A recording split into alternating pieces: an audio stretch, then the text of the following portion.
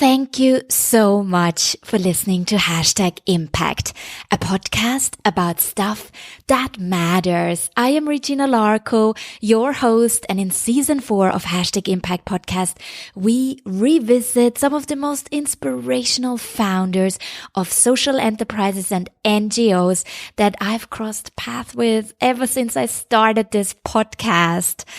And ever since starting this podcast, I've had the incredible privilege to be sharing these stories with you.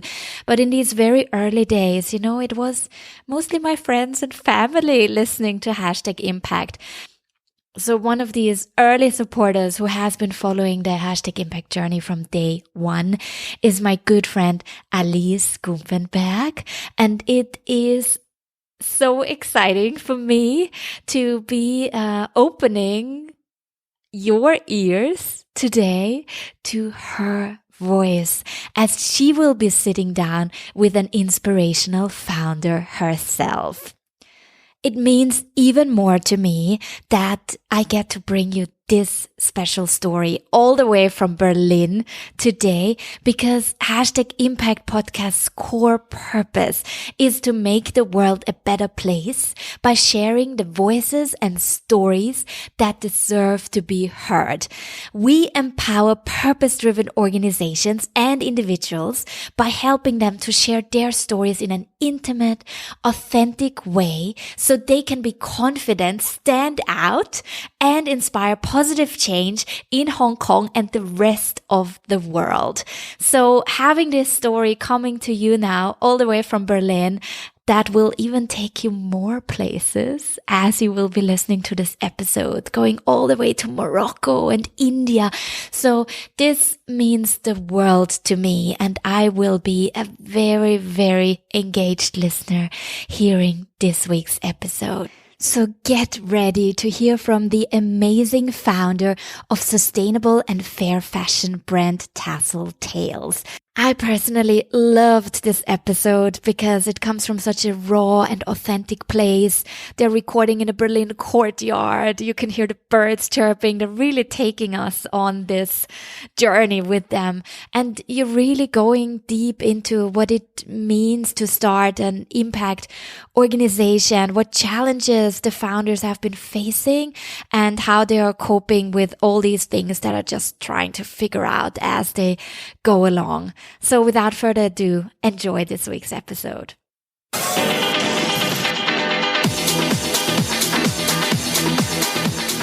Hello everyone, dear Hashtag Impact podcast listeners.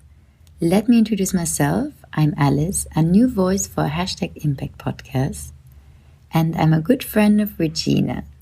We met each other 8 years ago when we both used to live in Beijing. And she moved, as you know, to Hong Kong, building up this amazing podcast that I follow since day one. And I just moved this year to Berlin, Germany. And we thought about collaborating a bit, and that I bring some stories as well from the other side of the world to you. Since a very young age, I was already driven by making an impact. I decided to study law and international development, and I specialized in human rights. I was working then for the UNODC in Vienna, coming to China for sustainability consultancy, especially on the topic on anti-corruption. And my last position for the last 4 years was as head of corporate social responsibility for Kaufland, which is the sister company of Lidl.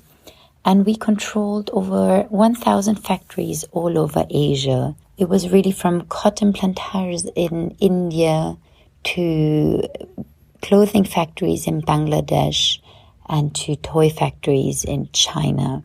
We made big progress in developing those factories and working together with other brands in making the supply chain more transparent, and as well not going only into first-tier factories, but as well second, third-tier factories. Yes, so back to that, we can speak another time, but I'm very much interested now as well. Sustainable fashion movement, and that's why I thought about my first podcast that I invite a friend of mine, Sophie. We're sitting here in a nice courtyard in the sun, and let's start. So welcome, Sophie. Maybe say short hi to our community and then start, please. Hello, I'm very happy to be here. Thank you, Alice, for the invitation, and I'm very happy to tell you all about our fashion brand, our sustainable and fair fashion brand, Tasseltales. And what we do is we do daily wear and yoga wear in a sustainable and fair way. I founded the company 1.5 years ago with my 2 cousins, which by heart are better known as my 2 sisters. And so the thing is, how we came up with the idea is that we were all 3 at the point of to move on. So my little cousin Ali just graduated from her fashion school, and she was eager to pursue a career as a designer. And my other cousin Steffi, she just finished or graduated in her yoga teacher education, and she was like in the situation that she's like, okay, I'm being mindful with everything, with my soul, with the planet, with earth, with the animals, but how can it be that I'm wearing like yoga wear made out of plastics? And I just like quit my job in the fashion industry, and I was a bit like devastated about how the fashion industry worked. And so we sat one night together and were discussing about the things we were dreaming of and about the current status of the fashion industry. And then we came up with the idea of Tasseltales, and to push the fashion industry to another level and to change small things and make it more fair and sustainable. And so we started 1.5 years ago, and it was like a roller coaster ride with ups and downs and a lot of ups. And basically our company is based on 3 pillars. We started with the first pillar of like only working sustainable, meaning that we only use like vintage fabrics or organic cotton and ahimsa silk, which is made under like sustainable conditions, which are most often GOTS certified. And then the second pillar is about paying people fair and creating working conditions which are guaranteed by our partners, which we all know personally. And we also know everybody who is doing our clothes and our accessories. And the third pillar, which came into our into the 3-pillar foundation, was on our journey of creating this company, is the pillar of actually the social responsibility and the empowerment, because working sustainable and being fair is not enough. It's more about what is the social impact you can do and how to give people voices which they wouldn't have, like just considering the current situation of the fast fashion industry, that people are deprived of the power of like living like alive in dignity and fairness. Perfect. Thank you so much for this good introduction. What was the most difficult thing for you to start this organization? Oh, well, it wasn't difficult at all, because I think starting a business, there are like 2 main approaches. Like the first approach is like you could plan ahead, write a business model, calculate it through, tip-top, being everything perfect, and working on that for half a year, even a year, and then like start. Or the second thing is you have an idea and you start running and going ahead. I would like to say it would have been like more like the first way to plan better. We did the second thing and just like had the idea and started running and took the next plane to Morocco, which is like the origin of our inspiration for like most of the collections, and went there without any clue and searching there for our partners. And looking back, it was quite naive. But I think on the other hand, and I've been thinking a lot about it, that you need actually this naivete just to start a business, because otherwise if you would know all the hurdles before, you would be like, nope. And the life of having a startup is like a roller coaster ride, as I said before. It's like, it's the best idea. No, it's the worst idea. It's the best idea. And it's always in between, about the ups and the downs, and about being crazy and thinking it's insane, and then knowing everything is right, and it's just was the right and is the right decision for doing it and making this little change, and knowing and talking to the partners to see how everything evolves. That's amazing, and that's giving the goosebumps and the reasons to wake up every day. Beautiful. So this first trip to Morocco inspired you to make this beautiful bamboo slippers. Yeah. I tell all your listeners, go on the website, have a look at them. They're so beautiful, all the collections. But tell me more about the bamboo slippers and the journey of those That was beautiful shoes. Yeah, actually, it was the first item we designed and started like prototyping in the souks of Morocco, and it was more like a coincidence that we found our production place through like many like a labyrinth, and that was really by coincidence. And then we found another organization which is called Al Kafta, which employs women who have like disabilities, and they are doing the tassels by hand, so we all know them and who is doing the tassels. And the babouche is done also by an enterprise, and every babouche is made by hand. And I think what is so special about it is that we only use vintage carpets, so every shoe is unique and made by hand, and it's really like worshipping handcrafts, and I think that's the good and beautiful part of it. Amazing. Who is doing the design and who is doing the control of the supply chain, and who's responsible for what? Because you're just 3 at the moment. Yeah, we're just 3. So it's Steffi, Ali, and me. So basically, it's Ali and me taking care of designs and the supply chain. Especially like in Morocco, it's the full responsibility of Ali, and she's always having like with the partners like the WhatsApp calls on the souk when they are sourcing new carpets, because it's not sustainable to fly over there every time. So every 2 weeks, Ali's on this WhatsApp call, and they are in the souks with the vintage markets, and then like, no, this carpet, no, it's this carpet with these colors, and so on and so forth. And that's how it works. And we have a partner who is actually taking care of the supply chain, that everything is working fine, and we're in close contact with her. Yeah. Great. Yeah. So after you sold your first Tasseltail shoes, how did you come up with other products, and how long did it take from selling the first product to then developing the next one and selling the next one? So actually, we didn't have like a set up supply chain, so we really worked during the 1 year and a half a lot on it, and we thought we made the way through the supply chain. Then it broke again, the supply chain, that like partners were canceling because we were too small, and other partners wouldn't agree to work with us because we were still too small. And then we found the partners, and we went from big like companies or bigger companies to the small ones, to the handcraft ones. And I think this was the beautiful process, like from not labor division, but to actually the moment that one single person is making one product. So for example, our partner in India, Saheli Women, it's a social enterprise. There they are stitching our dresses, and there one woman is stitching one dress for another woman who is going to wear this dress. And to every dress there's like attached a small story of the woman who actually stitched the dress. And I think that's like basically so pure and so ever-loving, that there's like just a fabric which is made with love, but there's somebody stitching it with love and giving some magic to it, and then the other person, you feel it when you wear the dresses.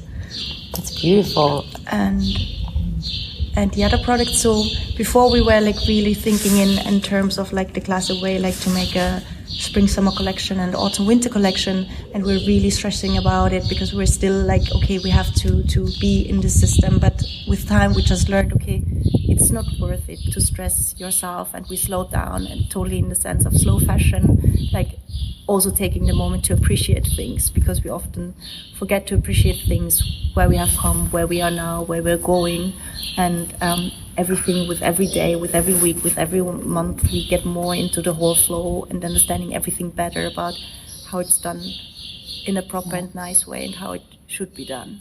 Yeah, so that's so beautiful said, because especially the summer, winter, spring, autumn collections in the fast fashion industry are driving everyone crazy, and the must-haves. And when you look at your website, you have the standard products, the yoga wear, and things that you can really use daily, which is beautiful.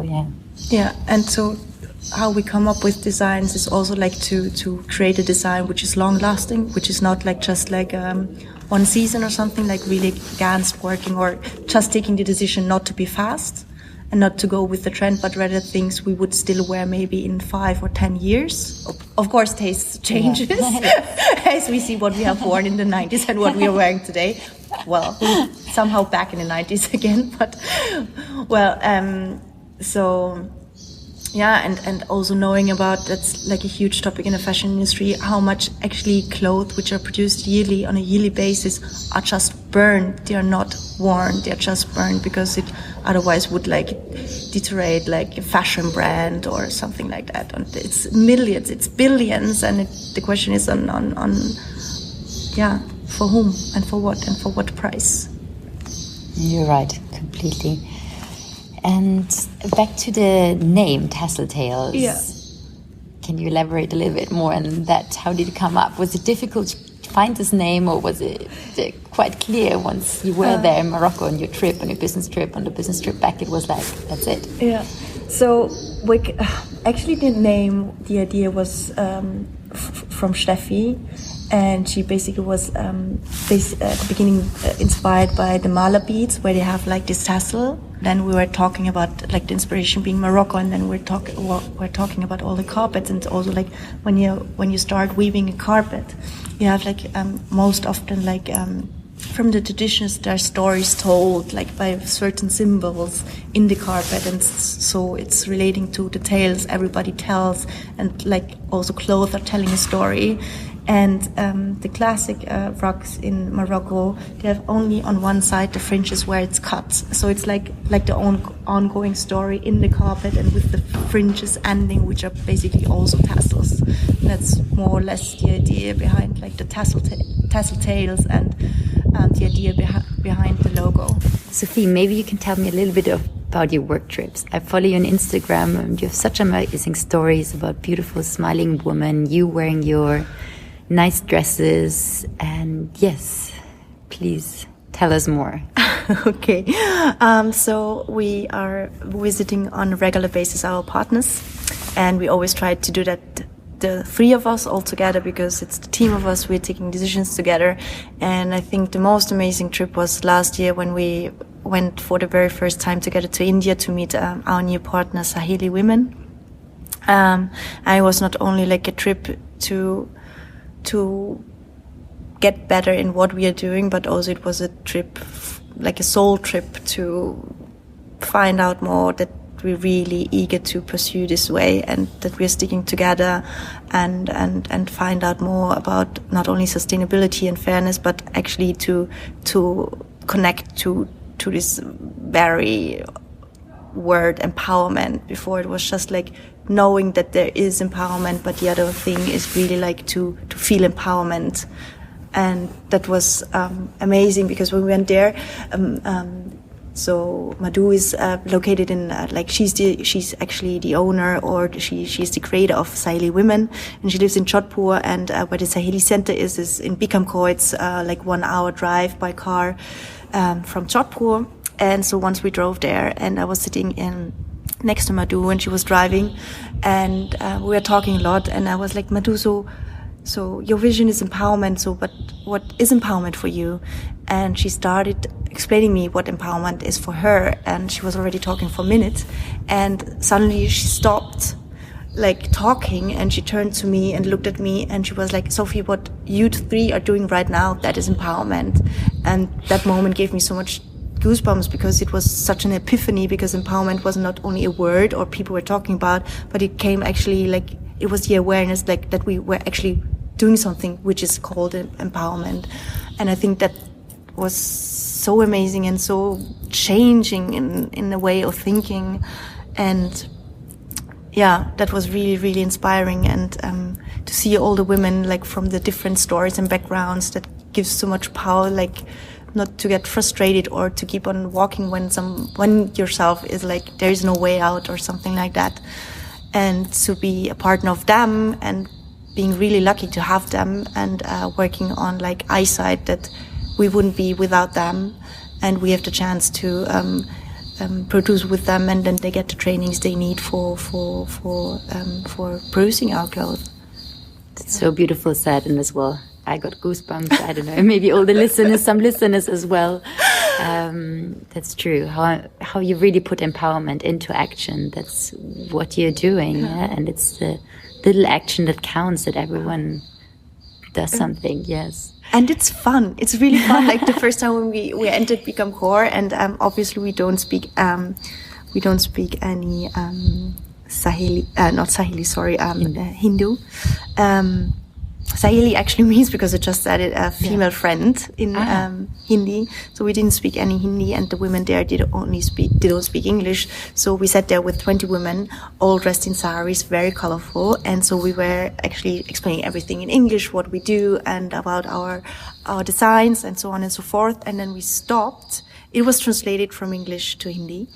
And then, like, these very silent women, all sitting on the floor, all us together, started talking with each other and weaving with the hands and everything. And it was so different to the, like, Austrian meeting culture. Everybody is sitting on a table, very, I don't know, sometimes very, very serious and not with any fun or so. And I think we also learned to have a lot of fun while working and not taking everything too serious. And and that life is not only about work. I think that's also like a huge learning for me, that there's something besides work. Thank you so much for sharing this amazing story about empowerment and all the fun things you do in your business, working together with your cousins who are like your sisters, as you said. This woman NGOs in India and Morocco. Any other countries you're doing it, actually? Yeah, we also work with a partner in Germany, in Frankfurt. The company is called Stitch by Stitch, and they actually only hire people from, especially like Syria, only women. And they employ them because they have all a background in stitching, and they help them with all the legal stuff in Germany, and they're giving them also like German classes so that they get easily and fully integrated into society. And there we actually produce our upcycled vintage jackets, so we actually get also vintage rugs from Morocco and send them to Frankfurt, and there they're stitching on the vintage jeans jackets, the rugs on the back. Good to ask this question, because they're as well amazing, your vintage jackets. Yeah. Thank you. And such a great project as well. Okay, back to the boring business side. How does your business model work? And you already told us how you started it. You just did it and you just went on and did it with naivete, as you said it. But I would say it's more courage and amazingness that drives three sisters, cousins, to start a business like this and making this impact. But how did you get funded, and how does it work daily? Yes, please share it with us. So how we get funded and how our business model works is that we got a fund, like a loan. We actually got a loan to start with, and to have the ability to actually set up our supply chain and to set up actually all the designs and products, which is a lot of work, very time consuming. Also, it needs a lot of money and resources to actually draft like a first collection.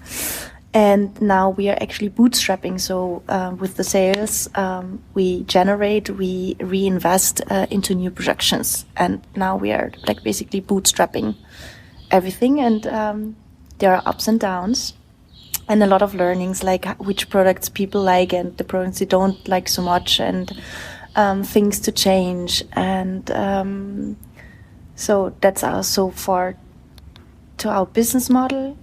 And the difficulties, and that's still a bottleneck, is just the supply chain. And there are so many things to take into consideration, like transport times, about like perception of time. Like I'm more the person that's like, it should have happened yesterday. And other people think like yesterday is like in 3 months. And that's about slowing down and about, like, it's done when it's done, and it's when it's there. And so the bottleneck is the supply chain still, but we're working on that, and that is the thing. How does your sales channel work at the moment? You have a very good website. I'm sure it's also like very difficult and time consuming to set this up, to set the sales channel on the on the internet up, and how does your sales channel work otherwise? Yeah. So basically we have now 2 main sales channels. Like one sales channel is really our online shop, where we can really serve women from all over the world. So it's not limited to any space. And on the other hand, what we do is pop-up shops that the people get can feel and touch the things beforehand and see the whole collection. And yes, it was a lot of work to set up the website, but actually we did it ourselves. We did it with a content management system. We can recreate, yeah. And it's a lot of fun, to have impact on the design and be playing around, and you feel somehow like a programmer, although you're not. But it feels like being a bit geeky, and it's fun. And of course it's time consuming, but it's beautiful to see when an order comes in that's a woman really likes the things we do, and it's like the biggest compliment a day, to send a package out with a pair of babouche or a dress or leggings. Yeah. Where do you have the goods stored?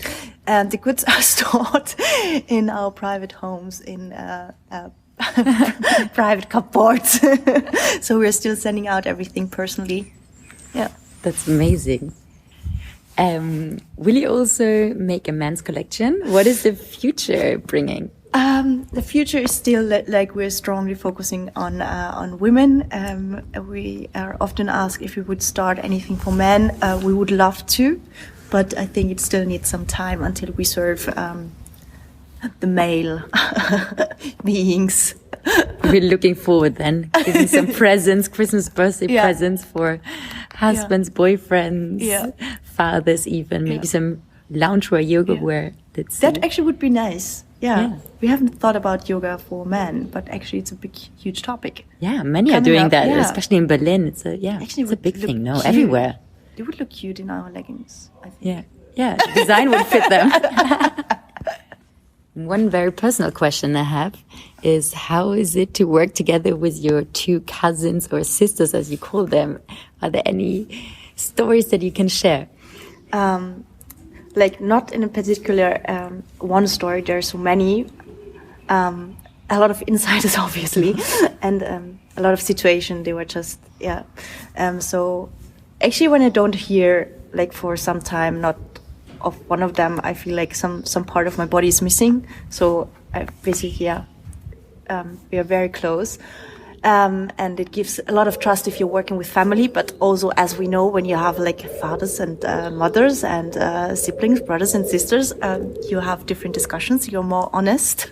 It's not always business correct, but that's also the beauty, because you tell the truth, and you don't talk or bitch so much about politics, but you just are sitting in one boat and you want the thing to start. So you really are on a very clean frame and put the things together. And discussions can be rough, but also the love you get and give is very intense the same way and very strong. And that's ever so great. If some part is going wrong for one person, we support the other, and we're stuck and we know each other. We're always there for each other. It's a trio infernale somehow.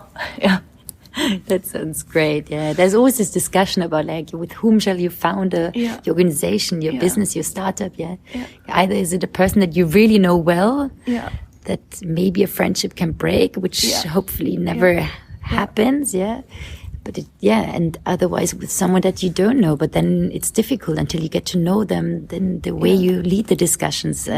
For me, I think it would also be easier to have it with someone that I really, really know well. Then you don't have to, all the starts you don't have to do. I think especially if you would found a company with someone you don't know, so that you don't know that well, it takes more time actually to find your roles. It also takes with your family, but it's it's a different vibe just being with family. But it's also always a risk. I mean, there are a lot of, stories where family split up and so on. But actually when we founded the company, we were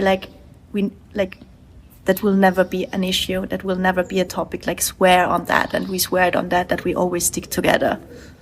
That was a really important thing for us. Yeah, and knowing only 2 of the 3 of you, I can imagine that this will not happen, and you're such a strong bond, and yeah, that's great. Maybe let's continue a little bit from this collectivity of you as the 3 cousins to the personal hurdles that you had, and maybe some failures that you could share with our listeners. Yeah.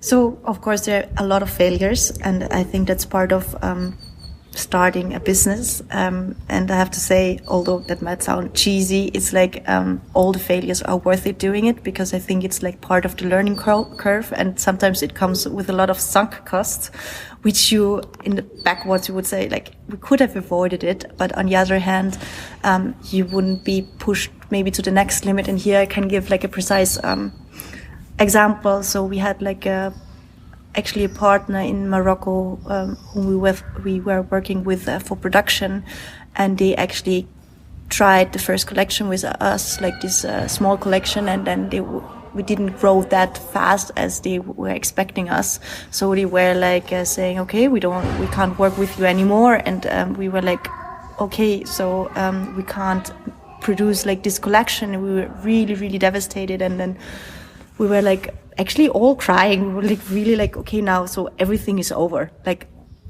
what is going on? And then actually we were, okay, so out of like this really like messed up situation, we were like, okay, so how can we fix it? And then we did research, and then we found Saheli women in India. And if this wouldn't have happened to us, that like this one production company wouldn't have like stopped working with us, we wouldn't have found Saheli women, we wouldn't have learned about empowerment, we wouldn't have gotten inspired by like the beauty of like this vision Madhu has with Saheli women, and this basically changed so much. So like with all the downsides, there's always like on the other side, like the sunny side. And my cousin always says like,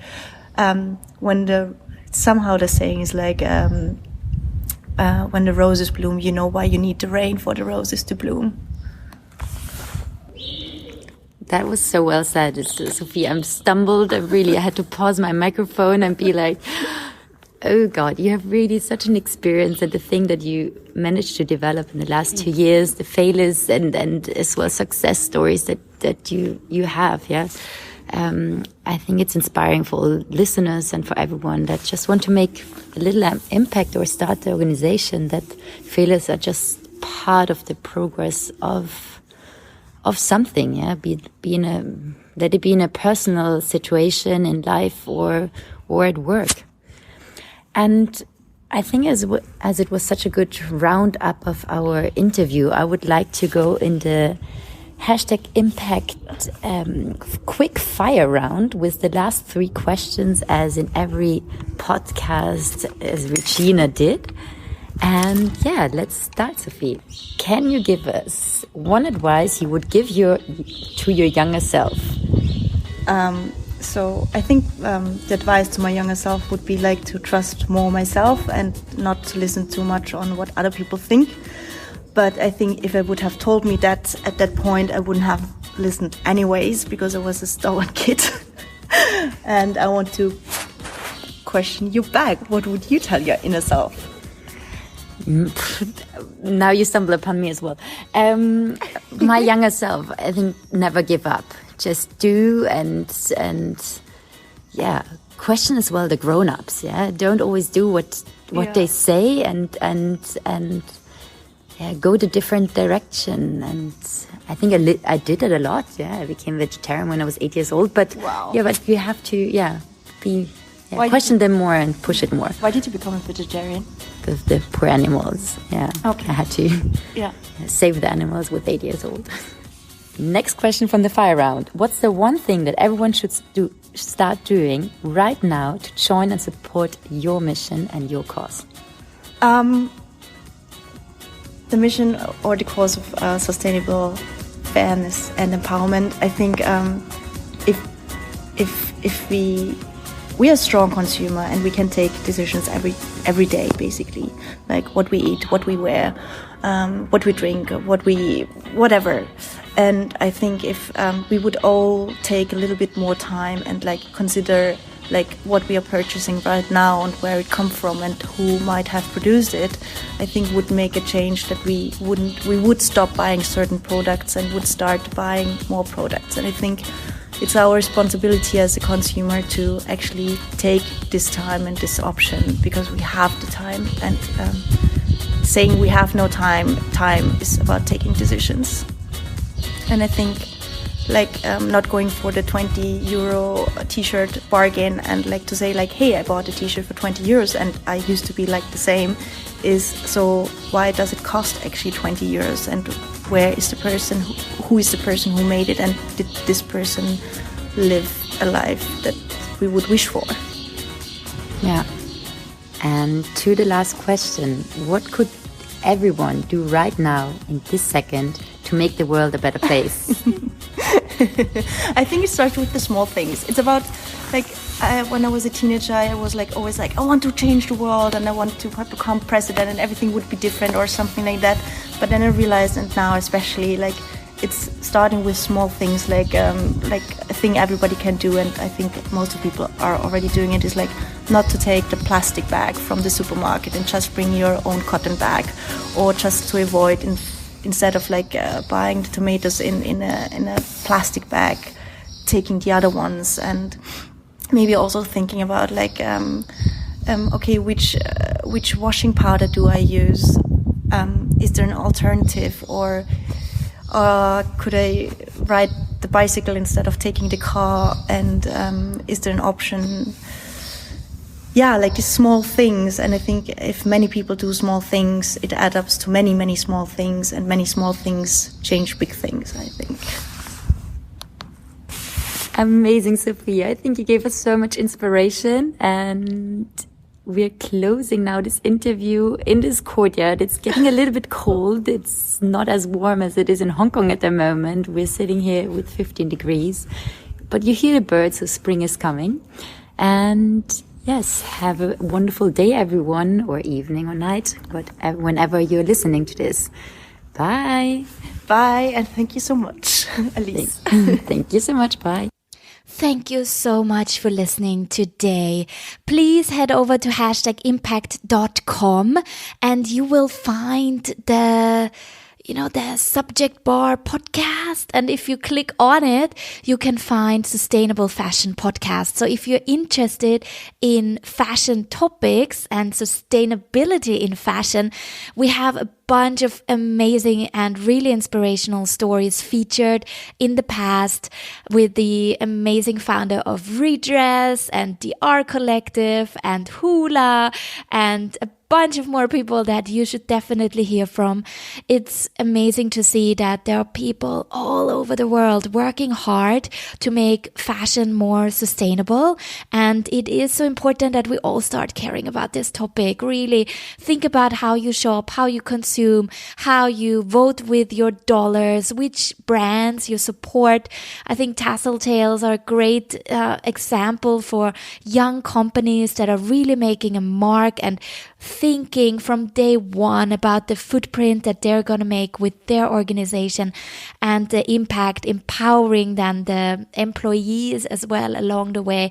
I loved hearing from that experience. And if you want to find out more, please head over to #impact.com and find all the links in the show notes for this episode, our special feature with Tassel Tales.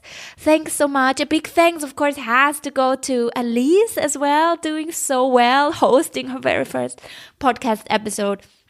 Alice, a special dedication to you now. I'm so proud of you. You did amazing, and I can't wait to hear more stories that you will bring our listeners from your end of the world. Thanks so much for today. Talk to you very soon. Bye.